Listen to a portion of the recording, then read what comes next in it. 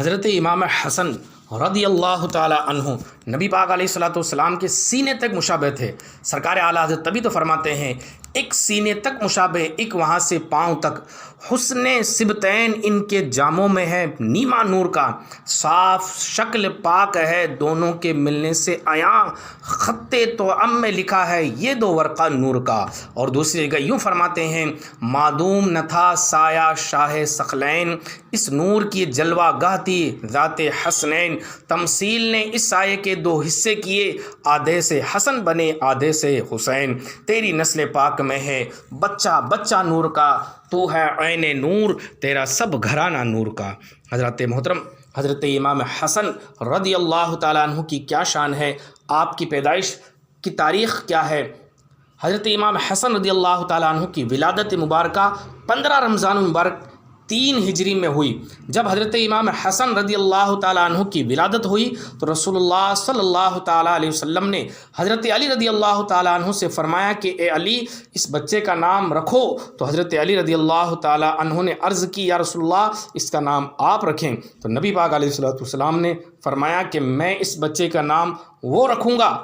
جو اللہ تبارک و تعالیٰ فرمائے گا۔ اس کے بعد حضرت جبرائیل علیہ السلام حاضر ہوئے اور عرض کی یا رسول اللہ صلی اللہ تعالیٰ علیہ وسلم اللہ تبارک و تعالیٰ نے اس بچے کی پیدائش پر آپ کو مبارکباد عطا فرمائی ہے، اور فرماتا ہے کہ اس بچے کا نام آپ حضرت ہارون علیہ السلام کے صاحبزادے شبر کا نام پر رکھیے۔ چنانچہ آپ نے حضرت امام حسن کا جو نام رکھا شبر رکھا، جس کا معنی عربی میں ہوتا ہے حسن، تو رسول اللہ صلی اللہ علیہ وسلم نے آپ کا نام حسن رکھا اور کنیت ابو محمد، اور پھر پیدائش کے 7ویں دن عقیقہ کیا، بال منڈوائے اور فرمایا کہ بالوں کے وزن کے برابر چاندی صدقہ کرو۔ حضرت حسن بصری رضی اللہ تعالیٰ عنہ سے مروی ہے، فرماتے ہیں کہ میں نے حضرت ابو بکر رضی اللہ تعالیٰ عنہ کو فرماتے ہوئے سنا کہ آقا علیہ السلام ممبر پر رونق افروز تھے اور حضرت امام حسن رضی اللہ تعالیٰ عنہ آپ کے پہلو میں تھے۔ حضور علیہ السلام کبھی لوگوں کو دیکھتے تھے اور کبھی حضرت امام حسن رضی اللہ تعالیٰ عنہ کو دیکھتے تھے۔ میں نے آقا علیہ السلام کو فرماتے ہوئے سنا کہ میرا یہ بیٹا جنتی سردار ہے اور یقیناً اس کے ذریعے اللہ تبارک و تعالیٰ مسلمانوں کی 2 جماعتوں کے درمیان صلح فرمائے گا۔ اور یہی ہوا کہ جب حضرت امام حسن رضی اللہ تعالیٰ عنہ خلیفہ ہوئے تو آپ کی وجہ سے جو آپس میں 2 جماعتیں ٹکرانے والی تھیں وہ ٹکرائی نہیں، بلکہ وہ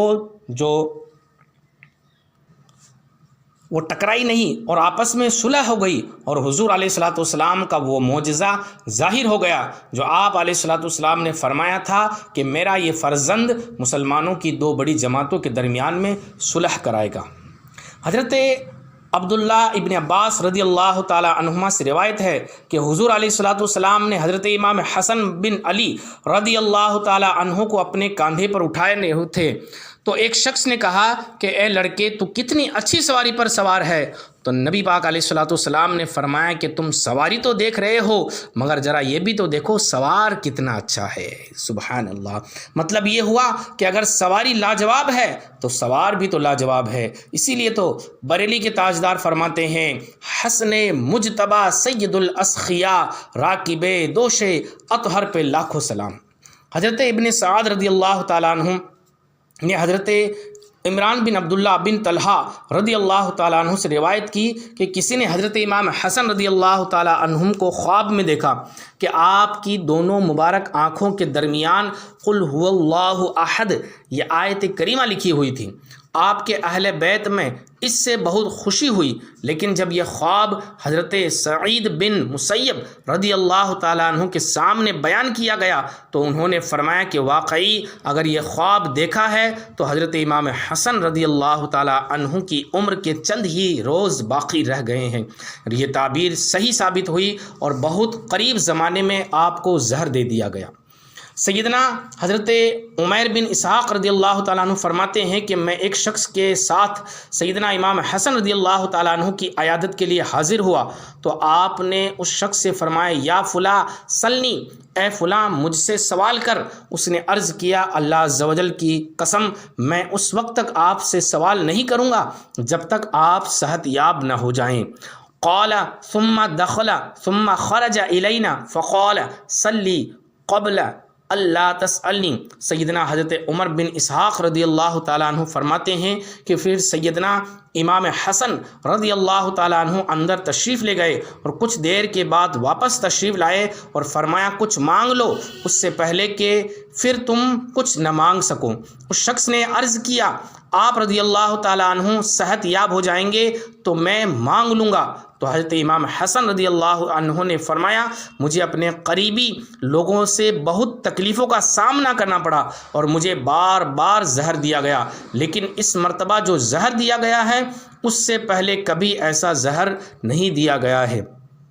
اور ایک روایت میں ہے کہ زہر اتنا خطرناک تھا کہ اس کے اثر سے اس حال کبدی لاحق ہوا اور آنتوں کے ٹکڑے کٹ کٹ کر اس حال میں خارج ہوئے۔ اس سلسلے میں 40 دن تک حضرت امام حسن سخت تکلیف میں مبتلا رہے۔ سیدنا حضرت عمیر بن اسحاق رضی اللہ تعالیٰ عنہ فرماتے ہیں کہ پھر جب میں اگلے دن خدمت میں حاضر ہوا تو آپ آخری سانسیں لے رہے تھے اور سیدنا حضرت امام حسین رضی اللہ تعالیٰ عنہ آپ کے سرہانے بیٹھ کر آپ سے یہ پوچھ رہے تھے کہ بھائی جان ذرا مجھے بتائیے کہ آپ کو زہر کس نے دیا ہے۔ تو حضرت سیدنا امام حسن رضی اللہ تعالیٰ عنہ کی شان اقدس پر قربان جائیے، حضرت امام حسن کہتے ہیں اے میرے بھائی حسین تم مجھ سے فرما رہے ہو اس لیے پوچھ رہے ہو کہ تم اسے قتل کر دو جس نے مجھے زہر دیا ہے؟ تو حضرت امام حسین کہتے ہیں ہاں میں اسے قتل کر دوں۔ تو حضرت امام حسن رضی اللہ تعالی عنہ نے فرمایا کہ میرا گمان جس کی طرف ہے اگر در حقیقت وہی قاتل ہے تو اللہ تبارک و تعالی منتقم حقیقی ہے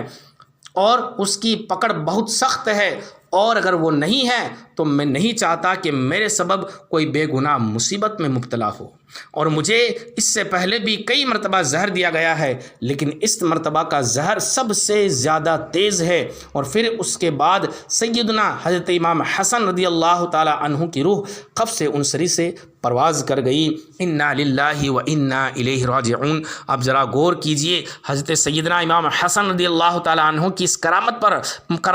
و منزلت کیسی بلند و بالا ہے کہ خود سخت تکلیف میں مبتلا ہیں، آنتیں کٹ کٹ کر گر گئی ہے، مرض لاحق ہے، نزا کی حالت ہے، موت کے قریب ہے، روح جسم سے اطہر سے رخصت ہونے کے قریب ہے، مگر انصاف کا یہ شہنشاہ اس وقت بھی اپنی عدالت و انصاف کا نہ مٹنے والا نقش صفحہ تاریخ پر چھوڑ کر جا رہا ہے۔